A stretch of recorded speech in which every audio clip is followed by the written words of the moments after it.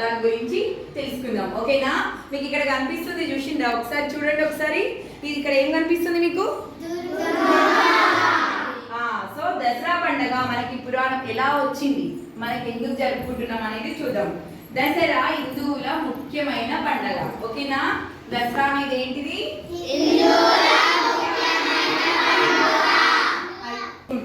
అలాగే దుర్గాదేవి ఉంటుంది కదా, దుర్గాదేవి మహిషాసురుడు అనే రాక్షసుని చంపుతుంది అనమాట. సో అంటే 9 రోజులు రాత్రి పూట మాత్రమే మహిషాసురునితో యుద్ధం చేసి ఆ తర్వాత 10వ రోజు ఆ రాక్షసుని సంహరిస్తుంది. అప్పుడు మనం విజయదశమి అంటే 10వ రోజు మనం ఏం చేసుకుంటున్నాము? విజయదశమి. దాన్ని మనం ఏం చేసుకుంటున్నాం? దసరా.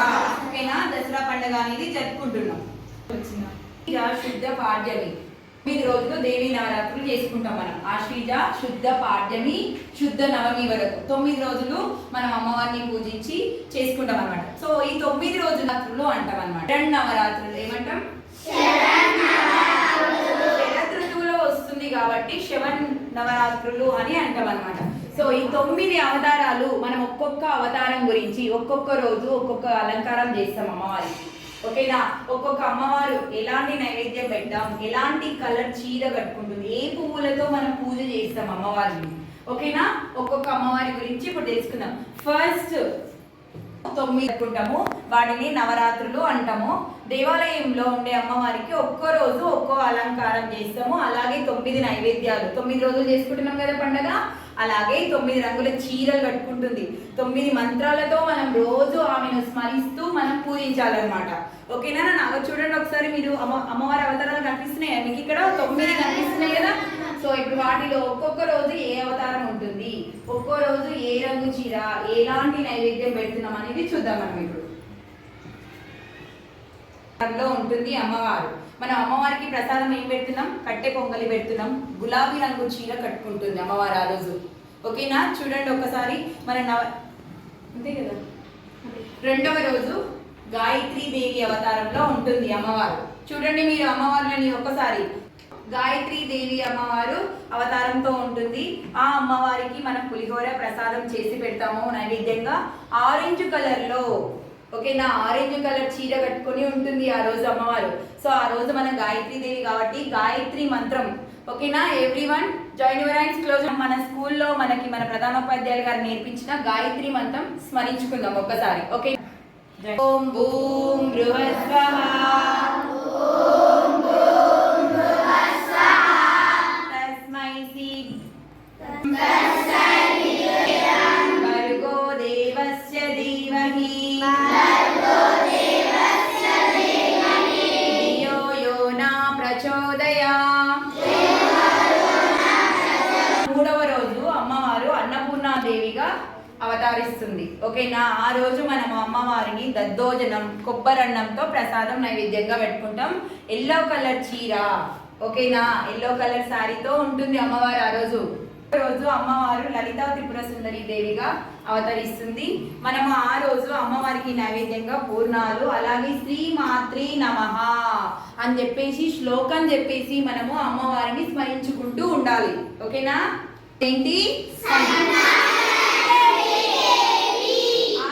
అమ్మవారికి బెల్లంతో చేసే పరిమాణం అంటే చాలా ఇష్టం అంట. సో అమ్మవారికి బెల్లంతో పరిమాణం చేస్తారు. సంతాన లక్ష్మి. చూడండి మీరు ఇక్కడ ఒక చిన్న కృష్ణుడు ఉన్నాడా? ఇది 5వ రోజు అమ్మవారి సంతాన లక్ష్మిగా ఉంటుంది. అమ్మవారు ధనలక్ష్మీ దేవిగా అవతరిస్తుంది. సో ఈ ధనలక్ష్మీ దేవి అమ్మకు క్షీరాన్నం. క్షీరాన్నం అంటే పాలతో చేసిన అన్నం నానా. చక్కెర పొంగలి అంటాం కదా, అదే అన్నమాట. సో పాలతో చేసింది క్షీరాన్నం పెడుతున్నాము ధనలక్ష్మీ దేవికి. ఓకేనా? వారు సరస్వతీ దేవిగా అవతరిస్తుంది. ఈ సరస్వతీ దేవికి పరమాన్నము, అల్లం గారెలు, ఈ 2 నైవేద్యంగా పెడతాము. అమ్మవారి చీర వైట్ కలర్ లో ఉంటుంది. సరస్వతీ దేవి మనం ఎలా చేసుకుంటాం? సరస్వతీ దేవిని మనం రోజు ఆమెనేనా మనం స్మరించుకుంటున్నామా? డైలీ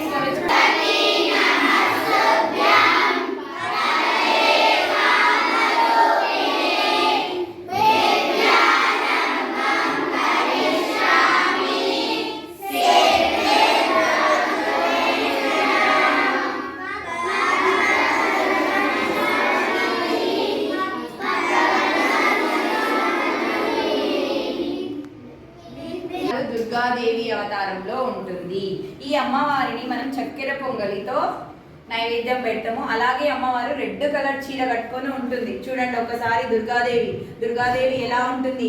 9వ రోజు మనకు అమ్మవారు మహిషాసుడు అనే అవతారంతో అవతరిస్తుంది. మన మహిషాసుడు అనే రాక్షసుడు ఉన్నాడు కదా, ఆ రోజు అమ్మవారు మహిషాసుడు అనే రాక్షసుని 9వ రోజు సంహరిస్తుంది.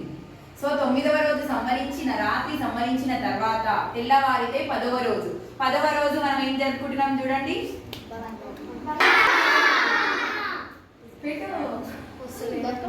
ఈ 9 నవరాత్రులలో మనం ఒక్కొక్క రోజు ఒక్కొక్క బతుకమ్మను పేర్చుకుంటూ అమ్మవారి ముందు బతుకమ్మ ఆడతాం కదా. మనము ఇప్పుడు దసరా పండుగ ఫేమస్ ఏంటిది బతుకమ్మ. ఫస్ట్ రోజు మనము ఎంగిలి పూల బతుకమ్మ, మొదటి రోజు ఆడేదాన్ని ఏమంటాము ఎంగిలి. రెండవ రోజు ఏం చేస్తాం అటుకుల బతుకమ్మ. రెండవ రోజు పెట్టాలంటే బతుకమ్మతో పాటు దపప్పును కూడా తీసుకొని వెళ్ళి పెట్టేసుకొని అమ్మవారిని ఆ రోజు 3వ అవతారం రోజు మనము అమ్మవారికి పెట్టేసి ముద్దపప్పు బతుకమ్మ ఆ రోజు ఆడతాం అనమాట. రోజు నానబియ్యం బతుకమ్మ అని అంటాం అనమాట. ఆ రోజు కూడా బతుకమ్మను వేసుకుంటాం. ఆ రోజు రోజు ఏంటి చూడండి అట్ల బతుకమ్మ వేసి అమ్మవారు ఆ రోజు బతుకమ్మతో పాటు తీసుకెళ్లి అందరికి ప్రసాదం లాగా ఇస్తారనమాట. ఓకేనా. బతుకమ్మ 6వ రోజు ఏంటిది అలిగినట్టుగా ఉంటది అన్నట్టుగా ఆ రోజు మనం 6వ రోజు అలిగిన బతుకమ్మ అది అన్నమాట. అమ్మవారికి ఎలాంటి నైవేద్యం పెట్టమని చెప్పి మనం అట్లా వేసుకొని బతుకమ్మను వేచి అమ్మవారి ముందు బతుకమ్మ దగ్గర అంటే ఒక్కొక్క దగ్గర ఒక్కొక్కలాగా ఉంటుంది నాన్న. ఇప్పుడు మనం ఇక్కడ ఉన్న ప్రాంతంలో ఒకలాగా చేసుకుంటాం, ఇంకొక దగ్గర ఇంకొకలాగా చేసుకుంటారు. అన్ని దగ్గరలో ఒకేలాగా ఏం చేసుకోరు. 7వ రోజు వేపకాయల బతుకమ్మ. 8వ రోజు వెన్నె ముద్ద బతుకమ్మ. 8వ రోజు వెన్న ముద్ద బతుకమ్మ. అయితే వెన్నతో చేసిన స్వీట్ను మనము బతుకమ్మ దగ్గర ప్రసాదం లాగా పెట్టి అందరికి పంచుకుంటాం అన్నమాట. రోజు సద్దుల బతుకమ్మ. మనం ఇదే ఇంకా దీంతోనే ముగిస్తాం అన్నమాట బతుకమ్మ పండుగని కానీ నవరాత్రులను కానీ. ఓకేనా. అందుకే బతుకమ్మ పండుగను చేసుకొని ఆ రోజుతో మనం దసరా పండుగ ఈ 9 రోజులు కంప్లీట్ అయిపోతాయి. తెల్లవారితే మనము 10వ రోజు ఏమొస్తుంది మనకు దసరా వస్తుంది కదా మనకు. ఒకసారి దసరా ఇగో 10వ రోజు మనము దశమి అంటే ఏం చేస్తున్నాం మనము దసరా చేసుకుంటున్నాం. అందరికి హ్యాపీ దసరా.